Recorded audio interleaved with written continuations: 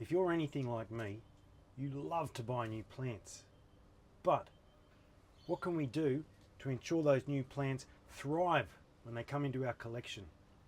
In this video, I'm going to show you the practices that I follow to ensure the best plant health for anything new that I buy, and ensure that if there are problems, they don't spread to the rest of my collection. Using this fantastic little Euphorbia jansenvillensis that I bought yesterday as a guinea pig. So let's get stuck right in and see how you can care for your new little babies. The first step to ensuring good plant health is a real close inspection of this plant. That means looking at it both above the soil line and below. I'm going to take this plant out of its pot, remove the soil, and look for signs of either rot or potentially pests. To aid me in that, I've got my humble toothbrush. Fantastic tool for removing dirt from around plants' roots. Every collector needs one. If I do find problems that aren't too major, scissors.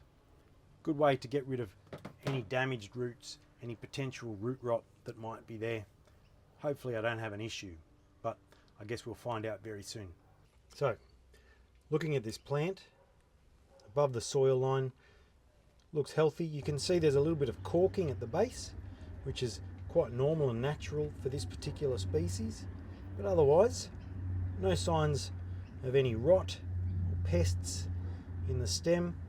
It's flowering, and there's a few signs of early offsetting, which is also a good sign, suggests that this plant is growing.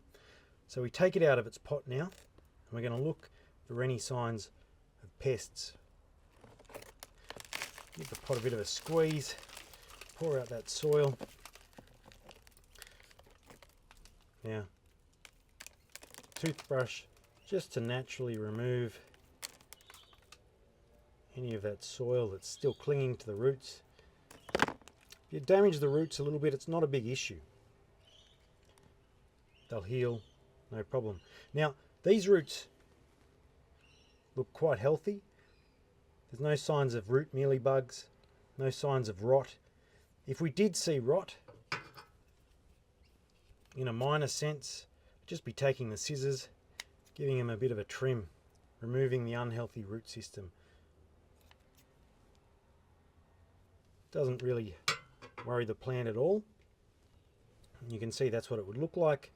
Now, this being a Euphorbia, there's a few little spots of white latex where the roots have been wounded. That'll heal without any problems whatsoever. These are plants that can live a long time without soil. I could set this aside now for several weeks, allow the roots to heal, dry over, wouldn't cause the plant any ill harm whatsoever. And generally speaking, that's good practice. I don't have the time in this video to show you that, so what I'm going to do now is I'm going to pot this plant up, talk you through that process, and then talk about where to go from there. Of course, if this were a more delicate species, I absolutely would ensure that I was leaving it for those roots to heal over a period of maybe 1 to 2 weeks. But this is going to be fine without any waiting whatsoever. So the plant is healthy, which means we can pot it up. What do I need to do that? Obviously, need a plant, need a pot, and I'm going to need some soil. You could reuse the soil it came from in the nursery. However, I would advise against it. The reason being that these plants are often grown in quite specialist greenhouses, maximizing their growth. The soil itself can often be quite heavily organic to ensure that they grow as rapidly as possible, which doesn't necessarily suit our own growing context. Therefore, I'm going to be switching this over to some of my own soil. You might have seen it in my prior video, and that's going to ensure this guy has the best chance of success in the long term. So let's do that now, see how it looks, and then I'll talk to you a little bit about quarantine.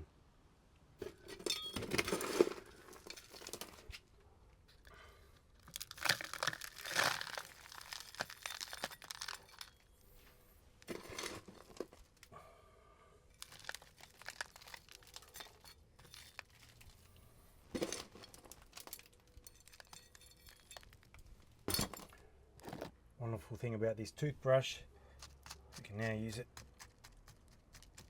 to compact the soil a little bit, help the plant to stand up. And there we go, potted up, ready for a new happy life in the greenhouse. This plant is now potted up and ready to go, but I'm not going to put it with the rest of my collection. Even though I've given it a good look for pests, there is every chance that there could be some very minute thing that I've missed, and it's too great a risk to put it with the rest of my collection that's growing quite healthily. So what I'm going to do now, I'm going to put this out of the way, what I call quarantine. Everyone should have a location that they can put their plants so that they're separated from the rest of their collection. Give them a couple of weeks just to observe them.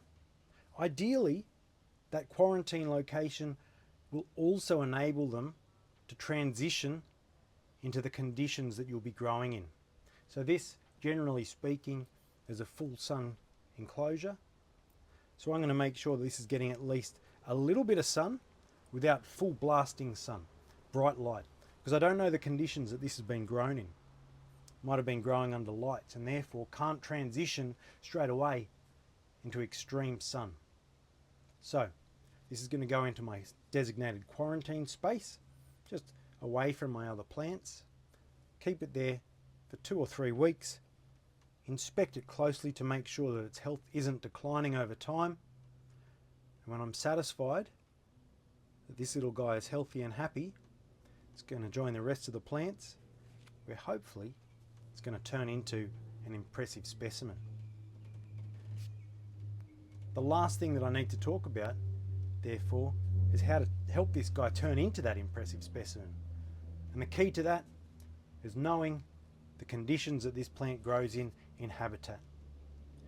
Euphorbia jansenvillensis grows near a town called Jansonville in South Africa, and a quick look at some climate charts tells me that's a place that gets very warm, quite wet summers, and very cool and very dry winters. As we're coming into winter here in Sydney, that means I'm going to minimise the moisture that I give this plant over the coming months. Doesn't mean no water.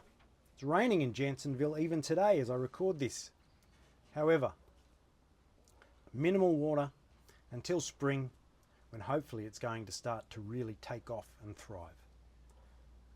So if you're unsure about a plant, do your research, learn more about it, and that's going to be the key to growing healthy and very happy plants in your collection. Hopefully you've learned something interesting today. If you've got any questions, leave me a comment. You can follow me on Instagram at bayou.brothers. Subscribe if you want to. Anyway, that's it for today. Happy growing.